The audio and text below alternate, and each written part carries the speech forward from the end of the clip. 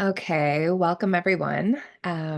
Self Space is excited to welcome Cobi Konadu to our Zoom space. She's going to present today on integrating somatic therapy into mental health therapy, or what she's calling Beyond Therapy Talk. So Cobi is a somatic therapist whose work is anchored in presence, empathy, and reverence for the body's innate wisdom. With over 20 years in the wellness industry, working both individually and with groups across the US and globally, she brings a depth of experience and a profoundly relational approach to healing.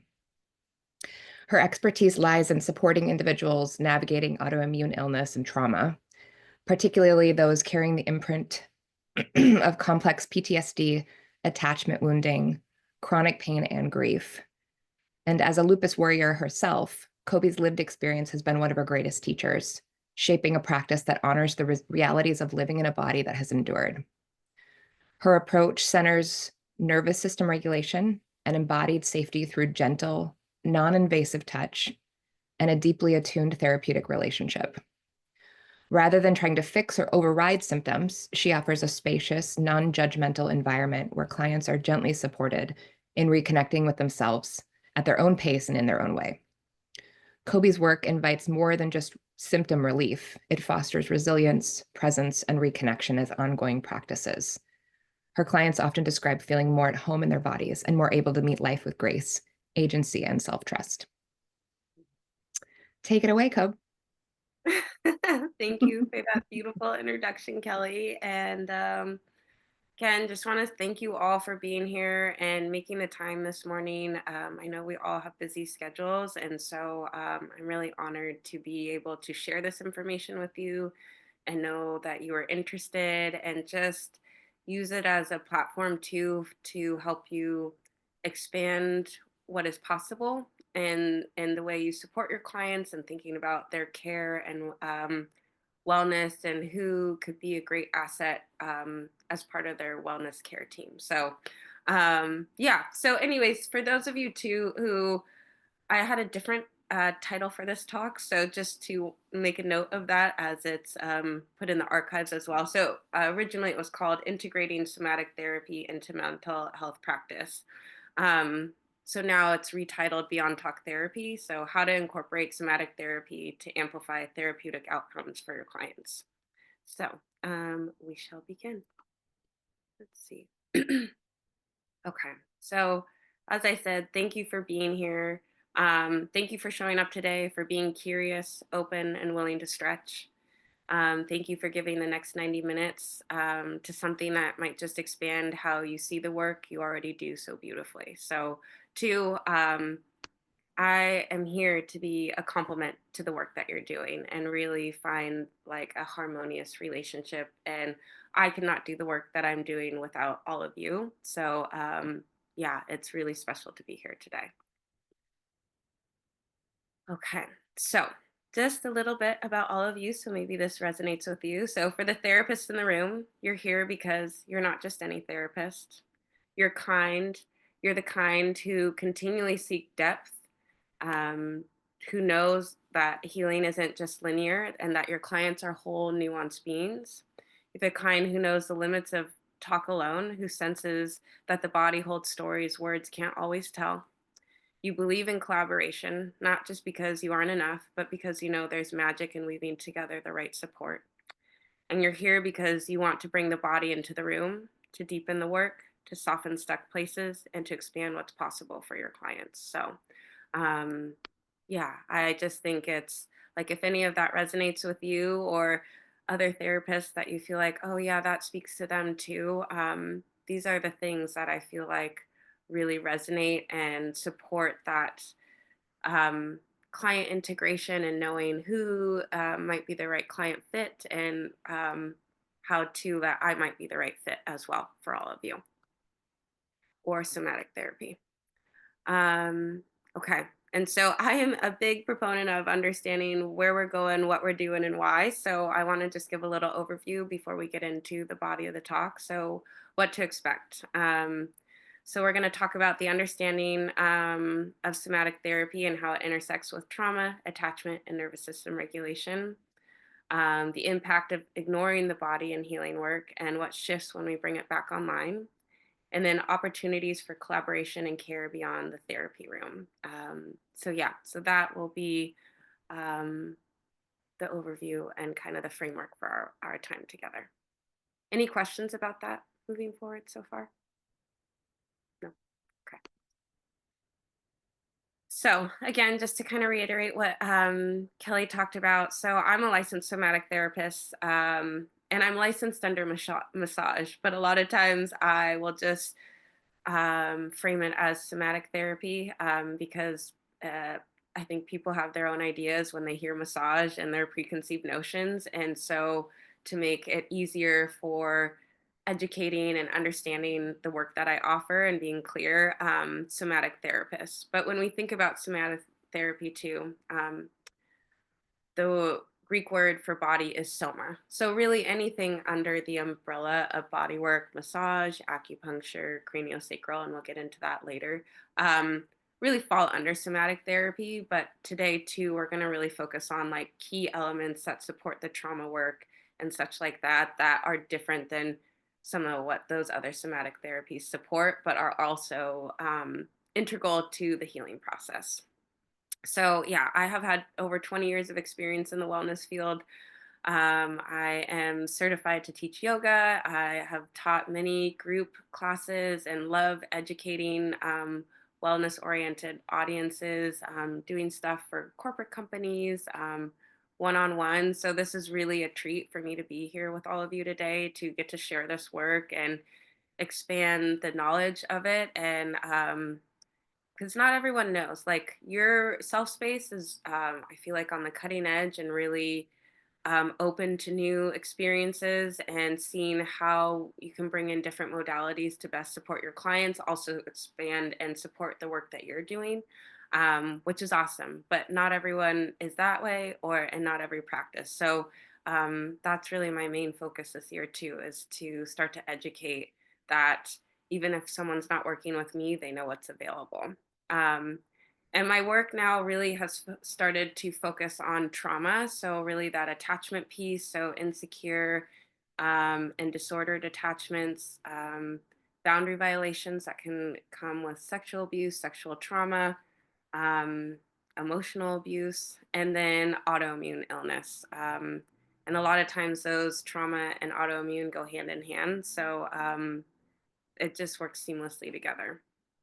Um, and like I said too, so much of my work that I have been really getting clarity on is about the relational piece. So that has become more clear to me and a key component. So I will touch on that more too as we go on. And all the modalities that I offer in my practice have always been non invasive, light touch. It's always focused on the mental health aspect of body work because I've always been curious about that. It's like, how does what's happening in our mind show up and manifest in our body? And how do we help that integration and become more curious and use that to our advantage to move through life with more ease?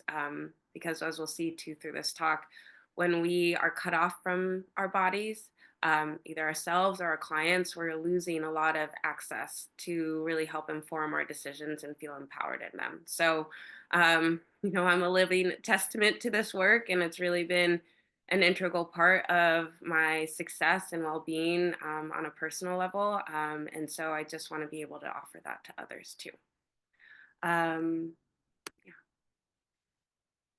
And so, again, just to kind of reiterate, so my why. I believe that every human being deserves the felt um, experience of safety and belonging in their body, not just as a concept, but as a lived reality. To know what it feels like to exhale without bracing, to soften without fear, to move through the world with a deep sense of inner security. This is the ground where true healing begins, and it is possible. And especially as I introduced the trauma component to my work over the last 3 or 4 years. This I see time and time again just unfold beautifully with my clients. And it's really such a neat thing to witness when someone is like, oh, there's hope again. I can oh, I didn't think this was possible. So, yeah, this is the foundation of my work. Okay, so a little bit more about me, the tipping point, and this drawing. I was a nanny at one point when I moved back. So I lived in New York for 8 years. And in the interim, I moved back for a short stint of time after finishing massage school.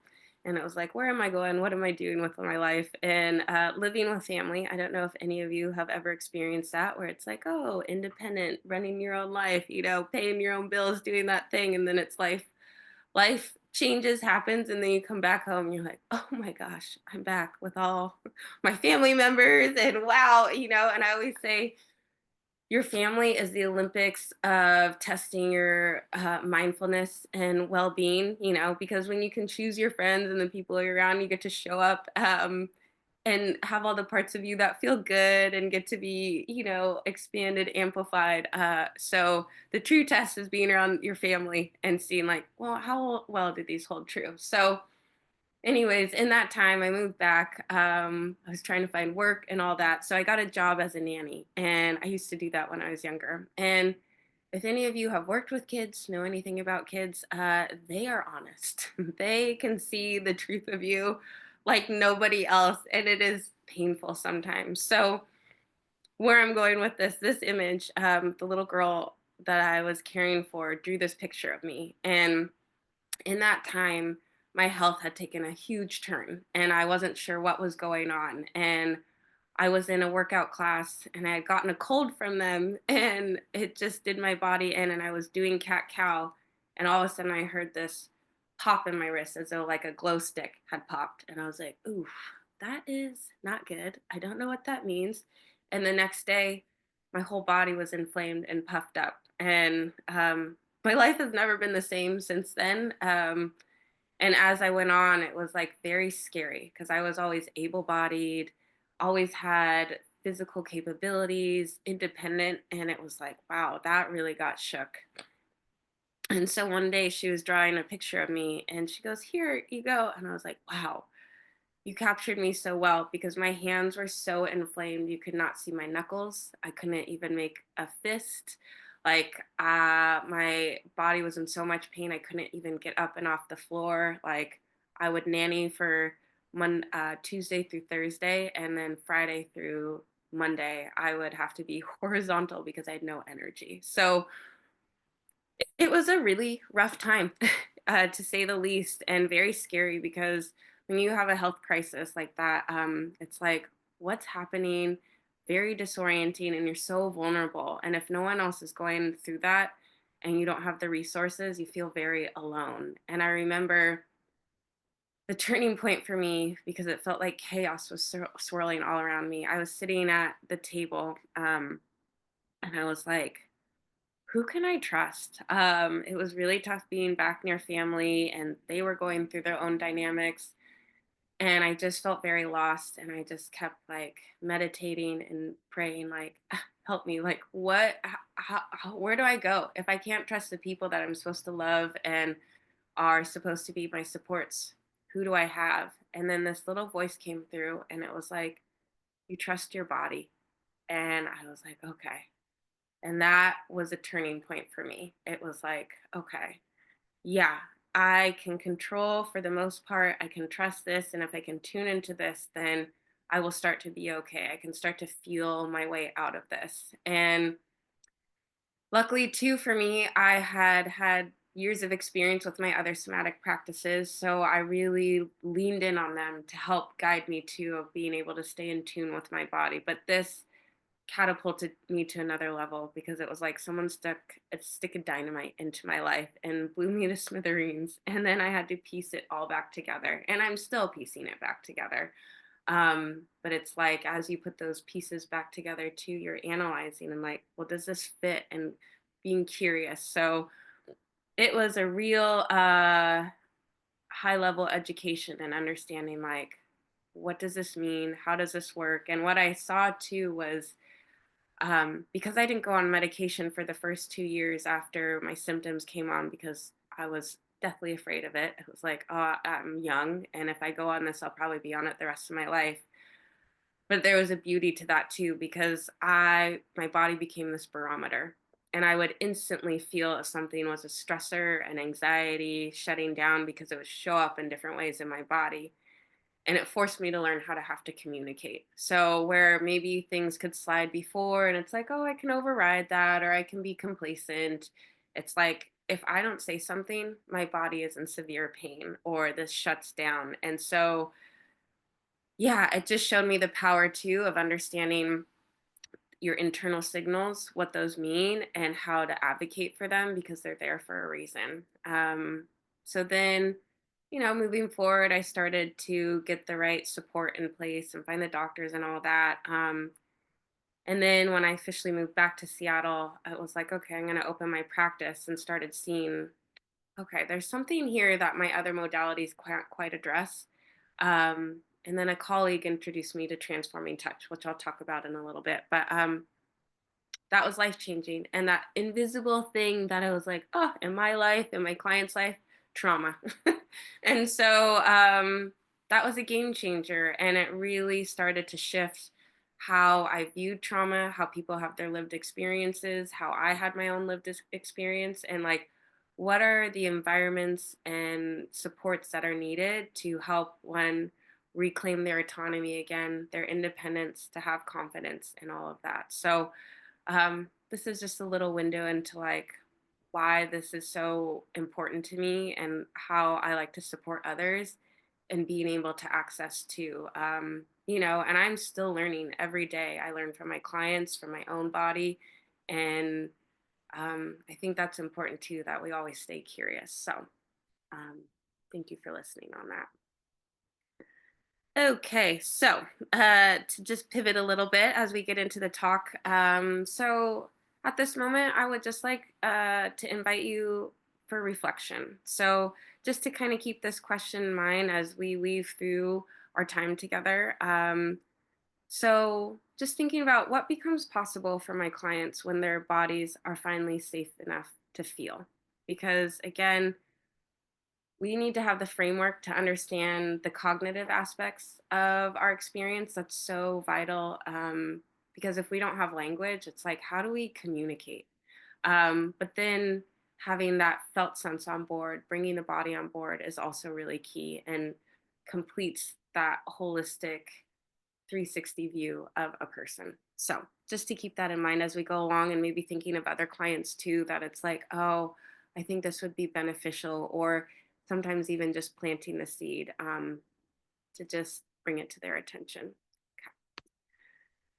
So, what is somatic therapy? So, it's a body based approach to healing and body based, yeah, therapeutic approach that integrates neurobiology, trauma research, and mindfulness. It recognizes that trauma is stored in the body, not just the mind. So, some of you might have heard of Levine, Porges, Van der Kolk, the body keeps the score, vagus nerve, polyvagal theory, all of that. So they're really kind of the founders and bringing this more to the mainstream, which is amazing. And lots of research now backing the importance of bringing the body on board into the therapeutic setting. And somatic therapy really, for our purposes today, focus on the nervous system regulation. So that's interoception, so being able to interpret the internal signals of the body, your breath, movement, and relational safety.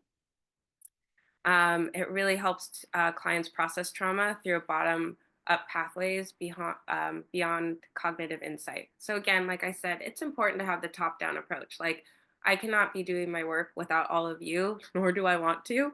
It's just, I love that clients can have similar information, the same information, but getting it reinforced from different perspectives and getting to feel it in different ways too.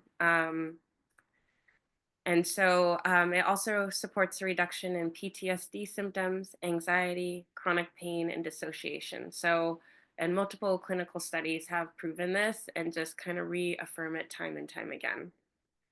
And some of the benefits too, it builds emotional resilience, embodiment, and sustainable self regulation. So, one of the key things I've noticed just even in the last year, as now I have more data, I'm always saying, okay, we're just collecting data points, to kind of take the emotion out of it sometimes. It's just like, this is information, and how do we stay curious about it? And a key aspect of the work I realized is the relational piece. So we can have relationship with people and our practitioners, but when we have the intention to build a secure attachment and supporting that environment, then clients get to learn how to have that framework internally, and they get to start to have secure attachment with themselves. So really that's what I see as like another integral part of the work that I offer clients is starting to build secure attachment. And it's neat to see when that happens, the ways in which it shows up in their life. um, yeah. And then last, serves to bring as a powerful component to talk therapy, bringing the body into the healing process. Okay, so why are we talking about this? Because the body remembers whether the mind does or not. So somatic therapy amplifies your impact. Healing is not just possible, it's biological. So, I think, well, actually, I don't know. How many of you are trauma informed, like in your therapeutic approach? Can like raise your hand. Um, yeah. Okay, cool. So, two, you probably see this and notice it. And I don't always want to make the assumption, but I feel because you're here too that you have some aspect of mindfulness and somatic awareness in your treatment plans. So you're understanding too that trauma lives in the body, not just in the mind. And again, like I said, talk therapy supports the understanding, and somatic therapy supports that bodily transformation, really just, again, bringing it together so that the mind and the body can integrate and reconcile its lived experience and start to have a new outcome. And really, to the foundation of the work is neuroplasticity in action. So I always tell my clients, this is great news for us that even if we've experienced so much life and horrific things, that there's still opportunity for change. And that's because of neuroplasticity. We have the ability, no matter how old we are, to create new neural pathways. But the key component to that is having time, consistency, and experience. That is what forms those new pathways. So I always say it's like placing your hands on the keys. So let's say you want to learn how to play piano. You can listen to music, you can watch YouTube, you can read about it and that, but to get the muscle memory to actually be able to play and improve those skills, you have to put your hands on the keys. So I think about somatic therapy as like putting your hands on the keys, supporting these um, specific areas of the body that really directly oversee and regulate the nervous system. So this is where again it's like the nervous system can be rewired through consistent attuned body-based support, and healing come becomes possible when we involve the full system, mind and body.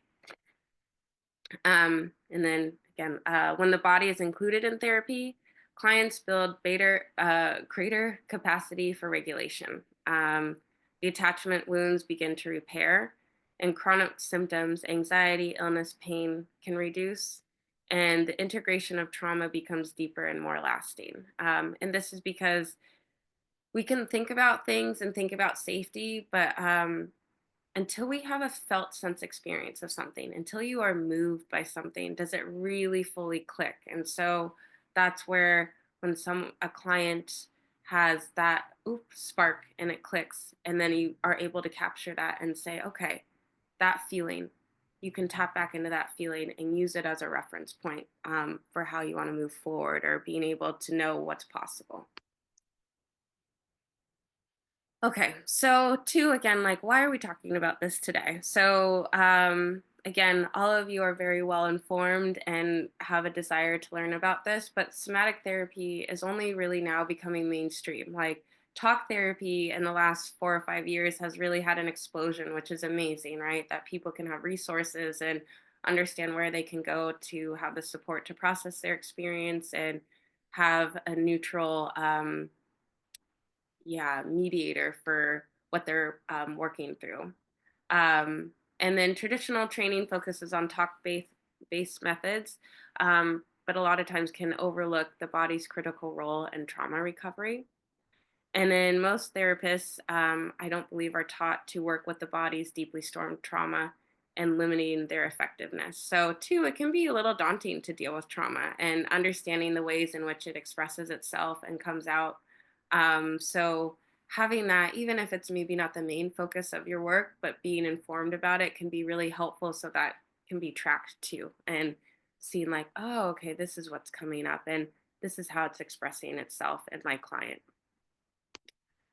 Um, so then the cost of ignoring the body. So one of my teachers said, without awareness, there is no choice. And it's so true. Excuse me. When the body isn't integrated into the healing process, we lose access to one of our most powerful tools for navigating life. The body holds the instincts, signals, and wisdom we need to make aligned decisions, set boundaries, and feel our way safely through the world. Without it, we're cut off from the very compass that helps us live with clarity and connection. So, what does this kind of look like in clients? So, you might start to see a stagnation in client progress with with therapeutic plateaus.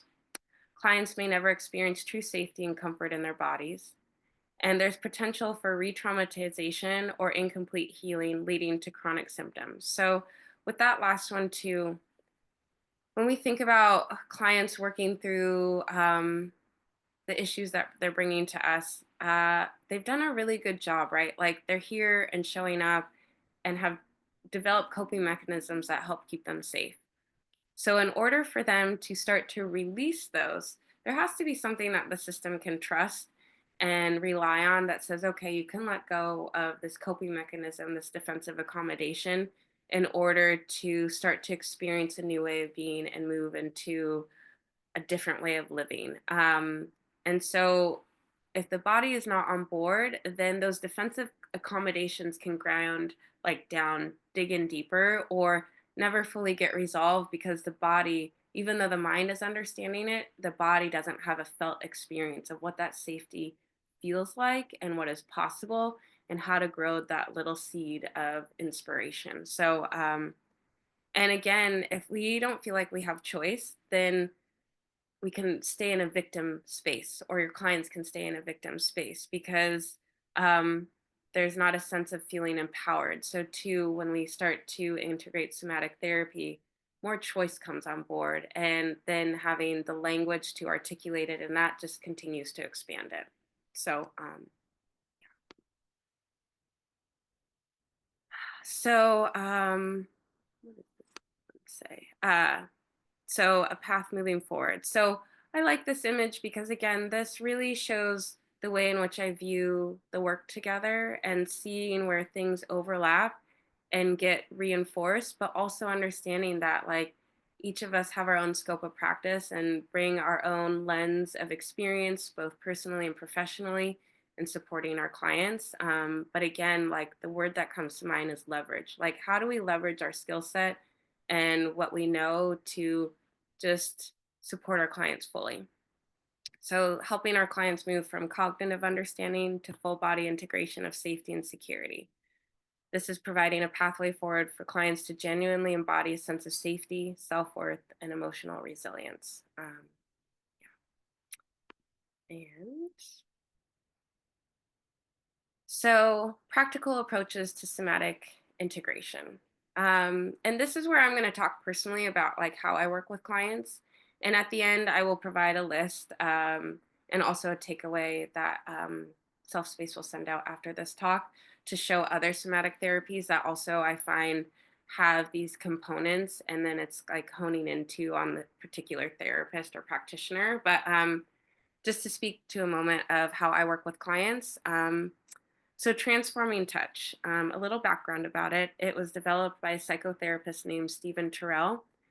And he, lots of years of experience working with adoption, um, just attachment, and also neurodivergent and behavioral issues and all of that. So, he's done years of training, but he found that still he wasn't able to fully support what he was seeing in his clients, kind of like what I was talking about. It's like, okay, things should be working in theory and they help to a certain degree, but they're still not getting to quite the core root of what is going on. And so he partnered up with a woman named Kathy Kane, and she is a somatic experiencing practitioner here located in Seattle. And they partnered up to develop this framework. And again, backed by science, neurobiology, and that, but really it's called a 7 point protocol, and kind of like what I was talking about with putting your hands on the keys, it's designed to support the organs and the functions that oversee and regulate the nervous system.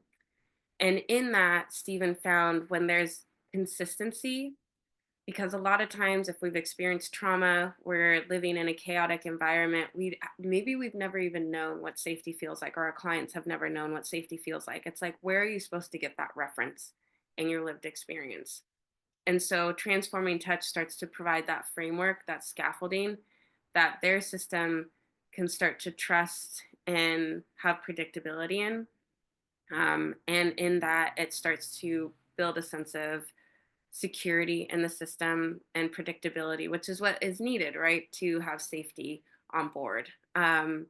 So, in the beginning, when I start with clients, there's a lot of psychoeducation, and a lot of like what I've been talking about is where we're going, what we're doing, and why, because that is important too. If a client hasn't had that role modeled for us or for them and had that experience, then it's like, how do I even know what I'm supposed to be feeling? Where do I even go with this? And so establishing that transparency through all aspects of the work, the communication, checking in, asking for consent, that is all integral to this particular modality. And so, what the 7 point looks like is we begin with what we call a heart opening crisscross. So, touch can be used, but also if clients feel overwhelmed by touch or they're not ready to be in that, receive that kind of support, then I can always dial it back and use my voice. So another key aspect is that witnessing and intention of a focus. So just even having presence in the room, and that is felt. So we have all of our kind of animal bodies that pick up on nonverbal cues and um, direction. And so having that level of presence, even if I'm not using touch, is still very vital to their healing process. But again, so we start with this heart opening crisscross. So I place my hand on their right shoulder and their left hip. And then I go around to the left side of their body and place my hand on their right shoulder and left hip. And then I support their right adrenal. Then I go back over to the left side of the body and support the left adrenal. And then I come up to the brainstem, which is at the base of the skull. And then I go down to the ankles. And then in this practice, this acts like a hinge on a doorway, creating this gentle exit out of the body. So it's like anything no longer serving or supporting your clients can just freely exit out of there. And then we go into what we call the limbic installation, which is this movement inwards and outwards of the feet that help start to integrate the left and right brain, starting to cross that barrier. And then we end with 2 minutes of healing silence. So this is the foundation of the work. And in that, it's like what I was saying, in order for their nervous system and those neural pathways that have been deeply ingrained, they can start to predict it, and their body not only can cognitively start to understand it, but they feel it in their system too. And so many of them just say like, this is so nice to just know what I'm getting into, and in that, it opens the door for new expansion, new possibilities for whatever their body has been safekeeping to start to come forward. So it can be kind of tumultuous too sometimes, because if the body hasn't experienced that safety and support and then it gets it, it's like, oh, it can feel like this big explosion. And so sometimes symptoms can increase and emotional dysregulation can happen, but that is part of the process of moving through things in order to find a new set point. So we're creating a new baseline and increasing their window of tolerance. So that means that they have more capacity and ability to deal with life stressors. So again, we're not trying to make it this still point that it's always at peace. It's really being able to have flexibility to be able to deal with stress, trust that they can deal with it, start to live more in the present, that they're not stuck in the past and not so anxious about the future. And it's like straddling this nice little line of like, oh yeah, I can think about my past, but I'm not hung up on it. And also I can think about the future, but it's not overwhelming and shutting down. So that first couple of sessions, like I usually ask clients to commit to 3 sessions just so we can create that momentum. They have enough information there that their body can start to say, oh, yeah, this feels good. I can start to trust it. And then after that, once they decide, like, yep, this feels good, then we talk about frequency moving forward. And I just say no less than biweekly if they're not going to continue weekly after those initial 3, just to keep those touch points. And again, time, consistency, and experience are so vital for creating these new pathways and supporting their growth. And then, kind of after those first 3 months, it's really about integrating and just supporting them in those skills, giving reflections on um, what I'm seeing, what I'm noticing, because a lot of times too, these are subtle, and they might not even register on the conscious level yet. So we're just building density so that eventually it becomes something tangible. So in the beginning, a lot of clients like, oh, I kind of feel something different, but I'm like, yeah, it's a whisper. And that whisper will become louder, and then it'll start to become undeniable. And then they start to be able to witness themselves, start to see how they're showing up differently. And so supporting that too, that reflection and reinforcement and celebrating those little wins, even if and they've never been celebrated before. So that's transforming touch in a nutshell. That's the foundation of how I work with clients. And then now this year too, I've been weaving in some of my other modalities that can be a little bit more targeted, like myofascial release works with the fascial system, and again, that's our fiber optic network. So it's this big communication highway. So again, a lot of memory, a lot of information stored. So that's where clients, if they have physical restrictions and that, we can also come in, I can also come in and support them in the framework of transforming touch to address those. And then another modality, Jin Shin Jitsu. It's like if acupuncture and Reiki had a baby, Jin Shin Jitsu would be it. So I love that too because that one I really get to help clients learn about the roadmap of their body, give them self care, teach them how to work on themselves. But I have just found that this framework of transforming touch really just gives leverage and a foundation for them to be curious and explore other modalities. So in the beginning, maybe they were not even open to touch or thinking about different things. And once they start to have that regulation on board, then they start asking me, "Oh, what else can I be doing? Oh, I'm curious about this." Their EMDR,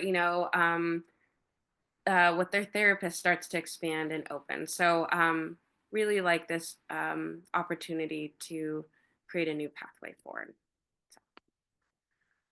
Um, okay. And something else that I think is really important and key is to understand and how to assess readiness. So it's like, okay, this sounds great and amazing for my clients. I want maybe all my clients to go experience this and that. But again, everyone is in their own spot in their healing journey. So it's kind of like, where do we introduce this? Where do we start to plant the seed? And how do we know that someone might be ready? So here are some things that you can kind of take a note of and be able to start to assess when you're in session. So this is great if clients have chronic stress or trauma symptoms that are unresponsive to traditional talk therapy. So again, that kind of lets me know if like they've been doing everything. They go into PT, they're on their medications, they're doing talk therapy and that, but things aren't still, the needle isn't really moving and they're still having a visceral response. That lets me know, okay, they need support and exploring more of the emotional component, but how that lives in their body. Consistent dysregulation. So they're kind of constantly in fight or flight or freeze and can't quite seem to be able to manage stress. Um, they have an openness to nonverbal therapeutic approaches. So maybe they've tried other things before. And so they are already primed and like, oh, yeah, kind of what's next? Plateau and focus. So it's like you've been doing great work and it just feels like, okay, we've kind of reached this set point. Um, but their body is still having responses. So that can help to start to shift things and open them up so that, okay, now we can maybe dive back into this, or there's a new perspective that came forward now that their body has a bit more regulation to be able to process it. They have a desire to explore bodily sensations and their connection to their emotions. And then another is could benefit from more relational support. So, like I was saying, they already have their relationship established with all of you, and that's wonderful. So it's like, where else can they get another professional safe space with the intention that it's building that relationship and getting to role model it and another place to practice it. So yeah, those are just a few. And down the road, if I think of more, I will definitely share them. Okay, so it's like, where do we go from here? So, expanding impact through collaboration. So, working together, integrating somatic therapy for a more embodied, lasting outcomes. So, just some reflective questions to think about that can give you some more insight into like, where could this fit? Do I have a desire to fit this in? Like, what do I want to know more about? So, question: how are you currently inviting the body into your treatment plans, and what might be opening up when you do? What could become possible for your clients if you partnered with a somatic therapist to deepen the regulation and healing process? And where might there be untapped potential in your practice to bring in more body based and mindfulness tools into the therapeutic space? So, just taking a moment to think about that and also reflecting on like what feels good for you and right, and how that shows up and feels authentic to how you want to work with clients. And we're talking about clients too, but it's like also where can you maybe have more support in your own personal life that can help regulate your nervous system or support you in this, that then can translate, because as one gets more regulated, it has a ripple effect for everyone else around them. Because like I tell my clients, you have a certain echolocation that goes out and it's been going out. And if you just change that 1 degree, it's like a cruise ship out in the ocean. Just turning that wheel 1 degree and you keep going out, you're going to be on a totally different path. So, too, thinking about like, how do I show up in the space and do my self care and regulation that then gets resonated and picked up by my clients, and role models for them, both verbally and non-verbally, how they might be showing up different and giving them permission. And because you're responding differently, they have a new window to respond differently. So, some ways to think about that. Okay. So, when the body is invited into the healing process, change becomes not just something we talk about, but something we live. So, again, all these pieces, everything has its place too. Um, and everyone has an entry point into their healing. And then when they feel supported, though, they can feel expansive to be curious to explore other things. And okay, so here's this list that I have found in my experience, both personally and professionally, that also support these aspects of getting to the heart of trauma, providing that mind body connection and curiosity to hold the space for it. And also that these practitioners can be trauma informed. Not all of them, but a lot of them. So I will provide this list in a handout after this talk, so you can have that as reference. And this is not limited to, but this is what I have found that consistently provides that type of support. But again, there's so many somatic therapies and different lenses. So just I will provide some of those key components too, of like, okay, if I'm referring a client who has trauma and wanting this support, what are some of the things I want to ask for as in that practitioner that I'm referring or helping them to find, or giving your clients that language to ask and get clarity. Okay.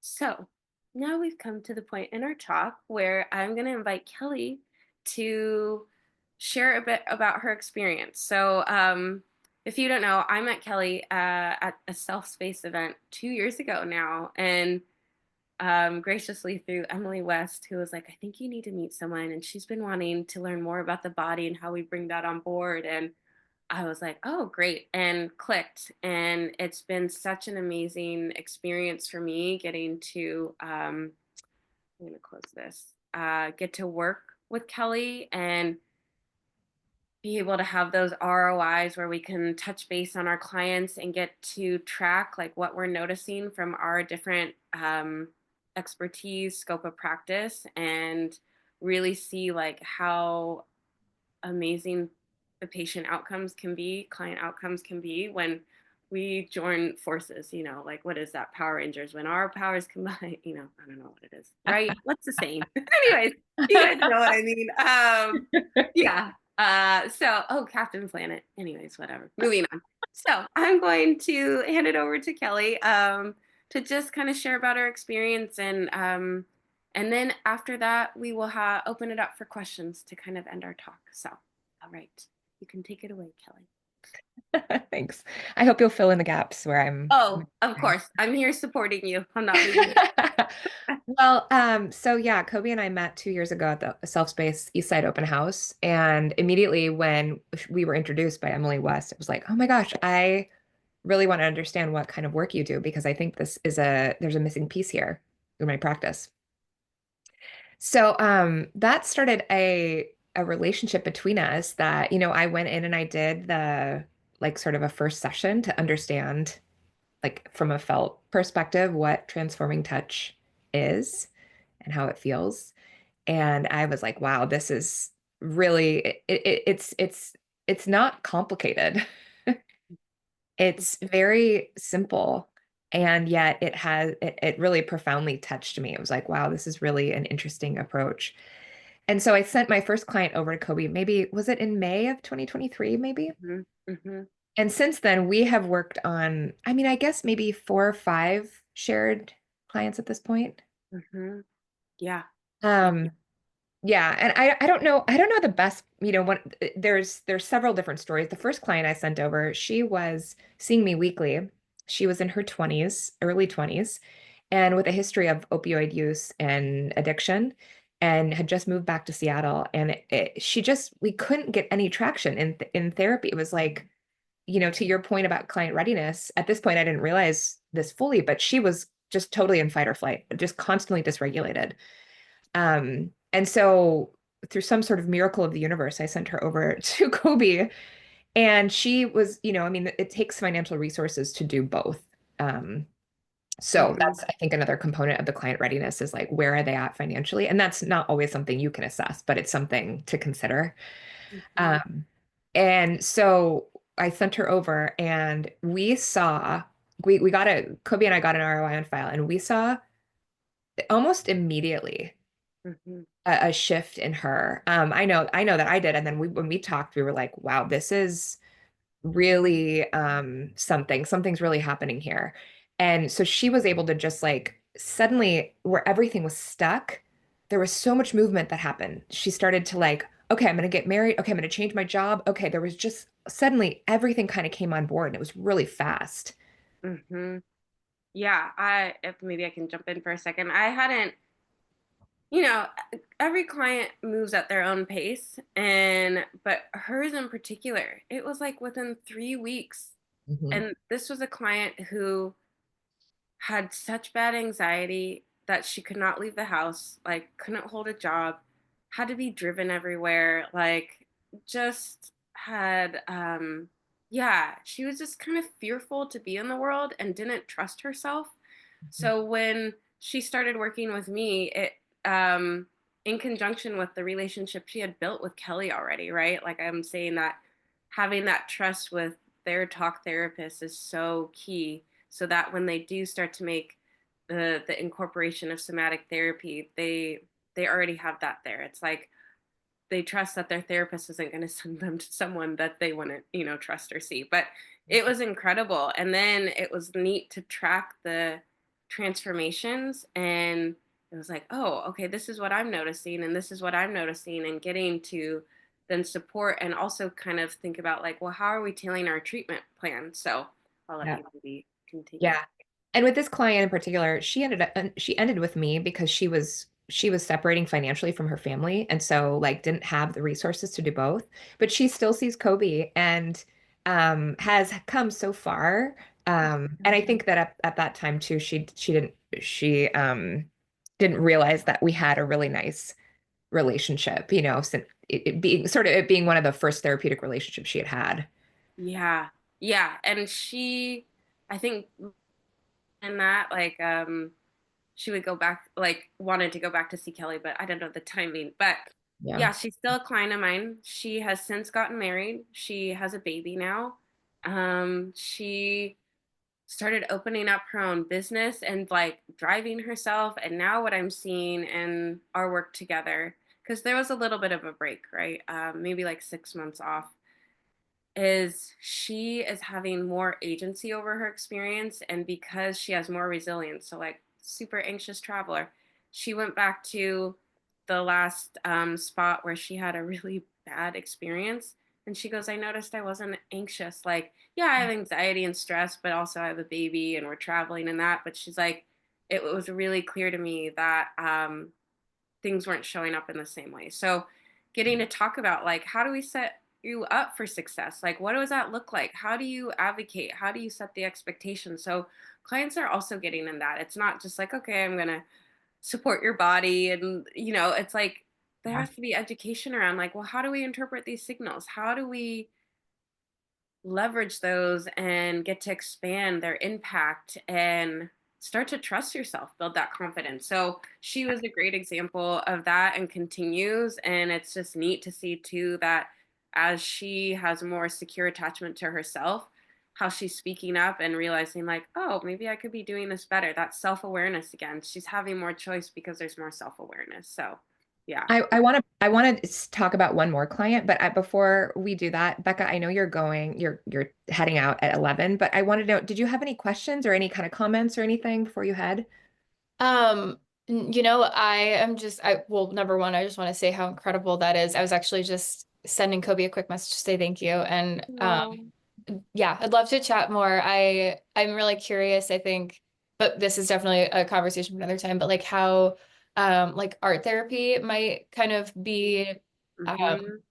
a good kind of like in conjunction with this. And so I'd love to chat more. I'll definitely be in touch, but Yeah. thank you so much. Yeah. Send me an email and we can set up a time to talk Yeah. afterwards. I would love that. And yes, art therapy also great. So yeah, I love seeing where your mind is going. Yeah. All right. Well, thank you so much. Bye. Thanks for joining. Have a good day.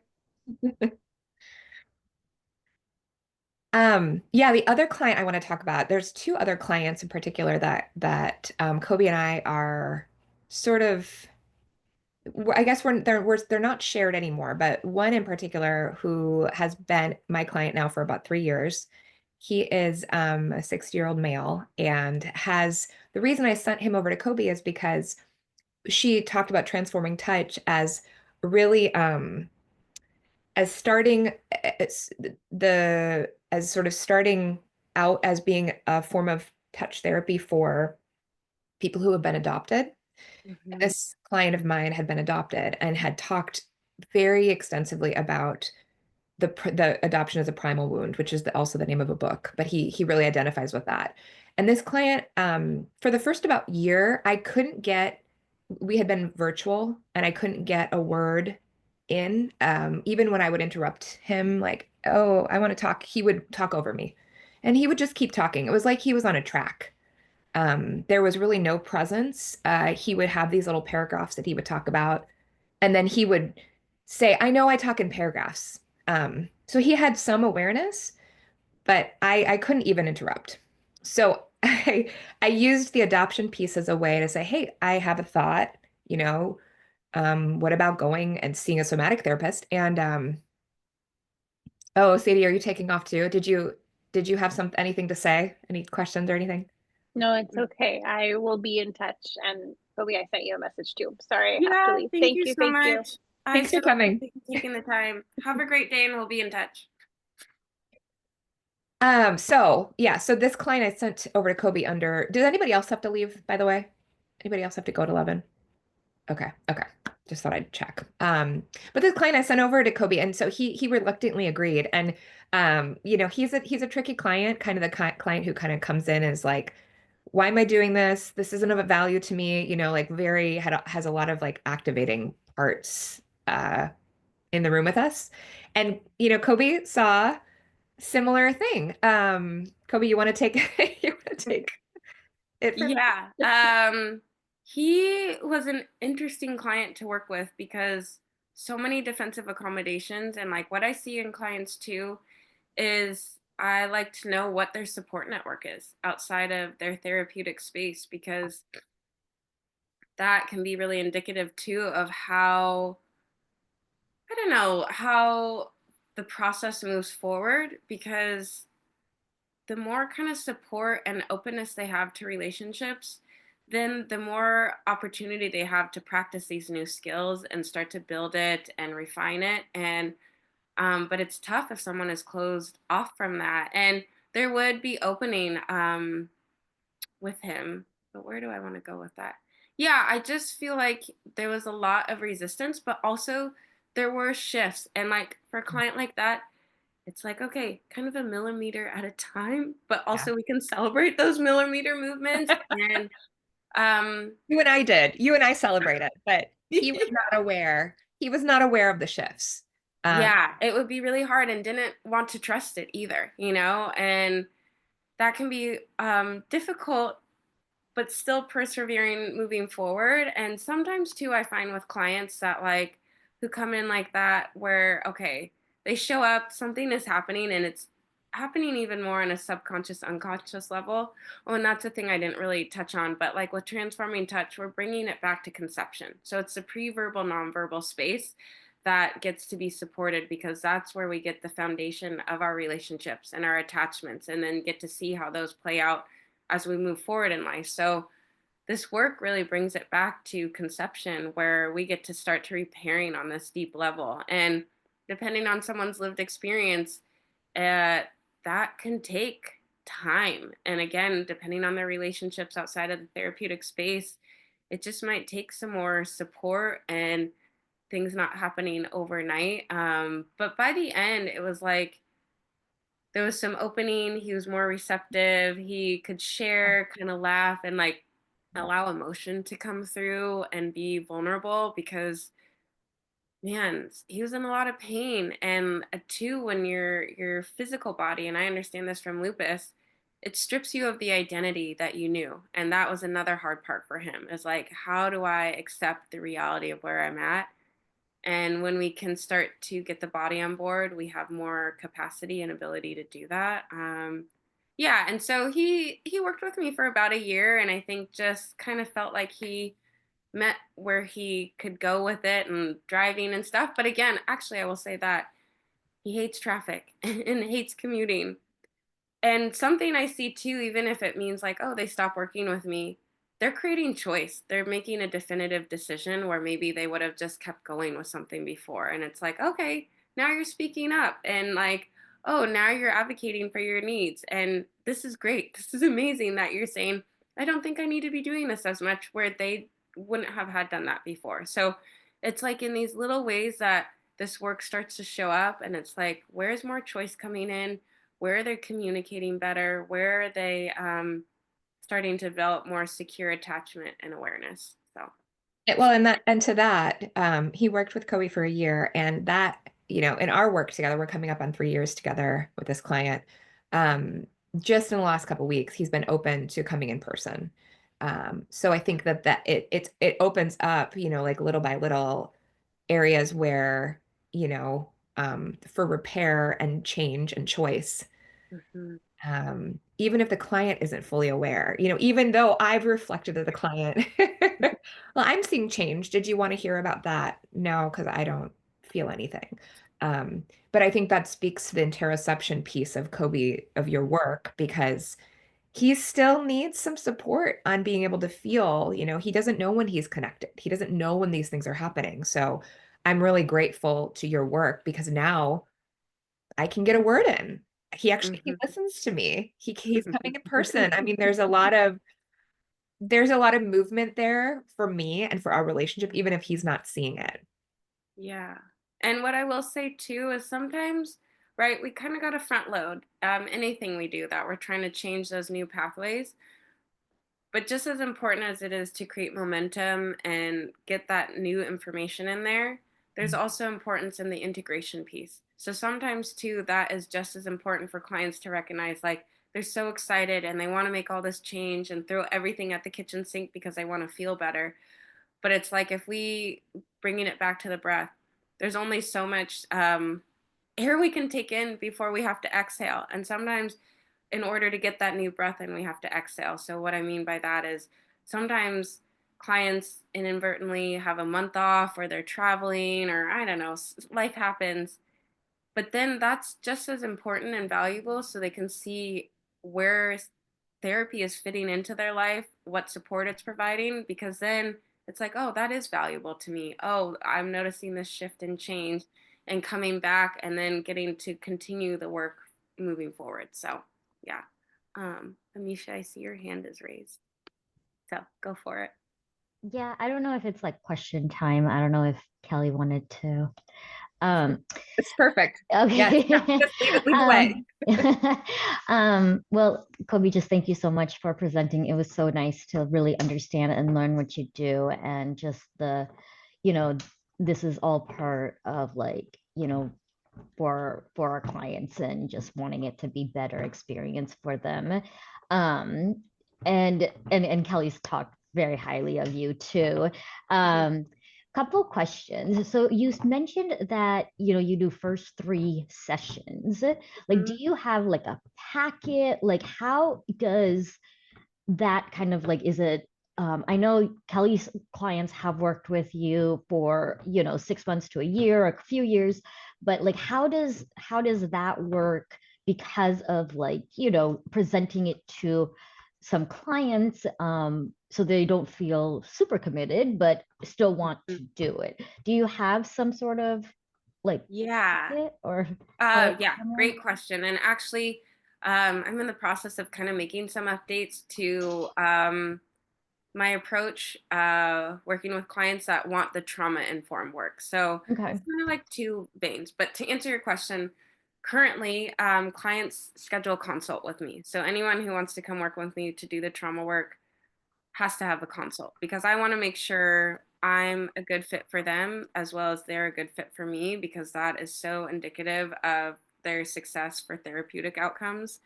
Um, and really understanding like what they're needing because also it's like maybe I can tailor kind of what I offer, but as I said, transforming touch is the foundation of what I do these days, and that might change down the line, but now I kind of fold in my other modalities. And when we meet, I share the same thing. So like if it feels like a good fit still after I kind of talk, like hear about their experience, what they're coming in, kind of their therapeutic goals, then I talk about how I support clients with my work and skill set and see where that supports them. And then if that still feels like a good fit for them, then I talk about, I call it the admin portion. So like what you're asking about. So I recommend starting with 3 sessions because as you mentioned too, it can feel daunting to be like, okay, so we're going to work for a year together. And a lot of times the clients coming in because they have trauma, anxiety, they can be a little skittish and it's like, I don't know if I fully trust you or buy in yet. So that's where 3 sessions feels doable and accessible. And I tell them in my experience, which is true, that that gives enough information, right? They have once a week for those first 3 weeks.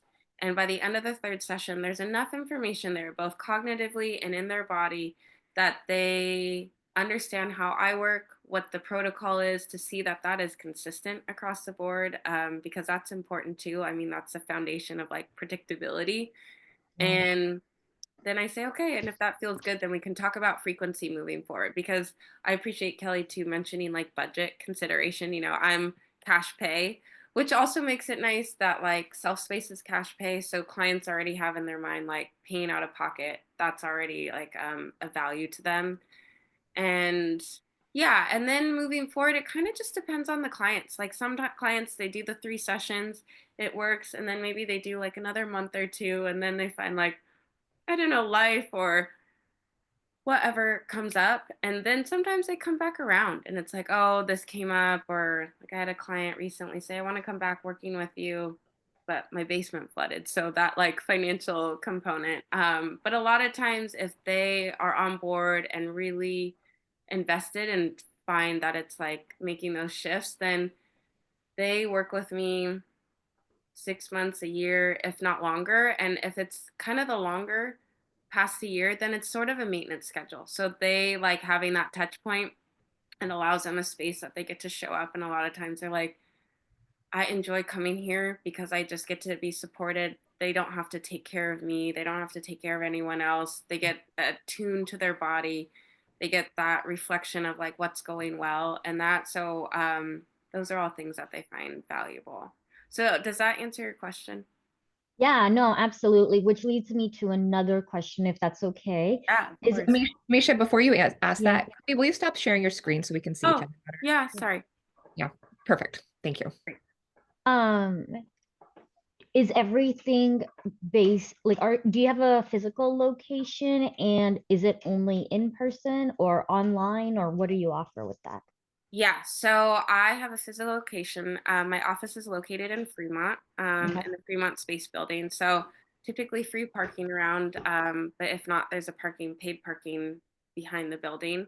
And I also offer virtual. So, and I can do a hybrid. So like I have some clients that I've never met with in person who have only done work with me virtually, and they are still receiving the same benefits. And that just works for them either because of location or schedule and that. And then I have most of my clients though are in person and they like having that touch and being there. But yeah, there's opportunity to work both ways and accepting clients for both virtual and in person. And then I've had like a hybrid where clients come see me in person, but let's say they go on a trip or a client has moved away, so they already have that foundation with me, and they want to continue the work. And sometimes virtually it's neat because I'm not physically supporting their body, so it can be very powerful too to feel how your body responds and the capacity for it. And that's actually how I did my first year of training with Transforming Touch. It was virtually online the whole time. And I get this work. I work with a colleague and we meet weekly, so we trade off. So for the last 2 years, I have been receiving Transforming Touch virtually, and it has been a game changer for me. I have more regulation on board. I'm better able to cope and just regulate my nervous system even when things are chaotic. It's like my new set point is different than what it was previously before this. And I've never met this colleague in person. Like we've only done virtual. So I think that speaks a testament to that, for the clients that works or fits or they're not ready, depending on their experience with touch. Uh, just knowing that it's like I can meet them where they're at. Thank you. Yeah. Anyone else have any questions or comments? Anything? I just really appreciated this talk. I think it was a really great introductory like insight on how, I mean, a lot of the trauma classes that I am currently in grad school, and so it's like very fresh on my mind, and they do incorporate a lot of body and mind and that connection, but just to hear about the practical and like what that looks like from a practicing somatic therapist, I thought was really, really neat. And even like talking through it, I do think of a couple clients that could really benefit or enjoy exploring this modality. I was curious, um, for financial aspects, does I know some of my clients are paying out of like HSA. Mm-hmm. That sometimes works. Is that also Yeah, they can use their HSA. Yeah, I have many clients who do that. They just upload their credit card. So yeah, so yes. And did you have okay? another question? I don't before I go on. No, that would be, I think, very helpful for me to reiterate to some of them because I know finances is always, especially given that a lot of the clients that we as interns see is already on the low cost. It's already kind of a point of um, just a barrier sometimes. And so I want to Yeah, that as much yeah. as possible. I understand that. And I would say too, something I have been playing with and figuring out how to kind of launch, is giving some more offerings for somatic support that are a more accessible price point, but that would be more group stuff. So like virtual group sessions. So stay tuned. I will keep you guys informed of that. But that's where people can come and learn about their body and have these aspects. So I'll be using Jinshin for that, where using light touch on different areas of their body, and they get to start to learn the roadmap. And it's like the bread and butter of kind of my group uh, classes and self care. So that is something I want to bring on board too and bring back, because I used to do a lot of workshops and teaching in New York when I lived there doing Jinshin. Um, but yeah, clients can use HSA. And also, I provide a super bill, so that gets sent out the 4th of the following month. So I have a whole intake process. So they fill that out. I put a diagnostics code. So if they get a referral to, like, I just had a client, I think her primary care gave her a referral and then gave me the codes, and I was able to put those in. So, it just depends on the person's insurance too, what they cover, but at least they have that, and I can update as needed. And sessions for me are 195 a session. So, yeah. And the first session is paid before they come in just to hold their spot. And then after that, it's paid on the day that they come in. Um, yeah. So, but the most important, I think, is those initial first 3 sessions. They get that. And then getting a pulse check on it, and then the biweekly, if they're gonna not do weekly after that. And I always say, it's always an open conversation. I book out like for the month, so like I never really book past months in advance. It's like always checking in after the last session. It's like, does this still feel good? Does this frequency still feel good? Does this time slot still feel good? And I kind of generally like keep that open for them until they tell me otherwise. So I just always appreciate the open communication of like letting me know where they're at and what's feeling good, or even if they're pausing sessions or stopping at this time. Yeah. So again, and then for them to practice like that communication and like, okay, I can trust that this can be held. No, that's really helpful. Thank you. Yeah, of course. Any other questions before we start to wind down? I just wanted to comment on a couple of the things that you had said Mhm. that really struck me, which was like, I think that so much of your work is the physical like expression of what we're doing verbally. Mhm. I Yes. loved hearing about like we're bringing the body on board here. Like, like until you have a felt sense of that safety, like there's no place for the body to go. Mhm. And it just kind of clicked for me in a different way hearing you talk about it like that. And thinking about our shared clients and what types of things have become more available to them. And it's so interesting to see the differences that how clients receive the work and integrate the work. Yeah. Oh, I appreciate that. Yeah, so I like that, the piano. I'm gonna use that. I'm gonna use that with my clients too, because so many of my clients, even when I try to do somatic like work in our sessions, like, okay, Mhm. let's have a visualization, or like, are you feeling angry? Let's walk around, let's do something with that, right?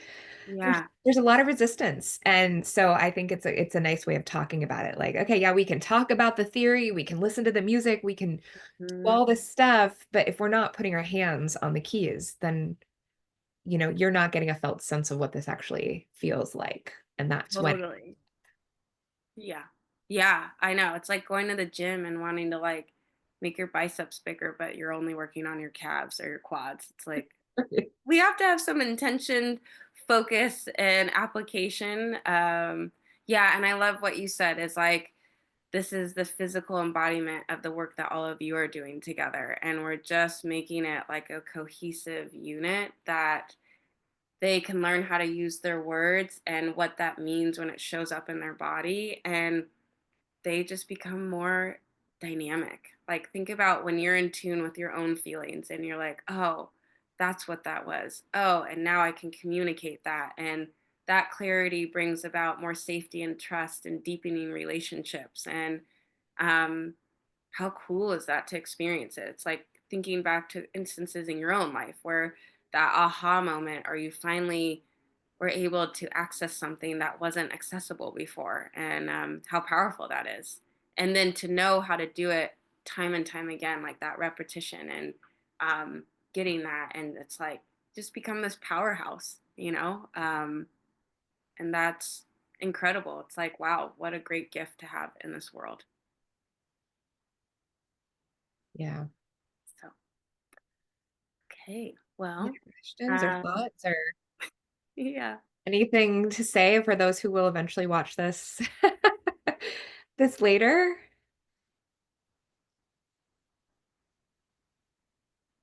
Great. Great. Well, I just want to thank you all so much for, again, giving your time, being enthusiastic participants and listeners. And oh, this is really special. This is the first time I'm talking to a wider audience about somatic therapy. So when I do consult and network with other therapists one-on-one, like this is how I talk about it, but to do it on a bigger platform and to reach more people. So too, if there's anyone as well, like as therapists that you feel like would benefit or have been curious, like I'd be so grateful if you share this, my work with them. And again, thinking about clients and where that could be integrated into their therapeutic process. And it's like I always talk about who is on your wellness care team, like who is there and supporting, and everyone has a place at the table. And it's just like, at what time do we pull what levers? And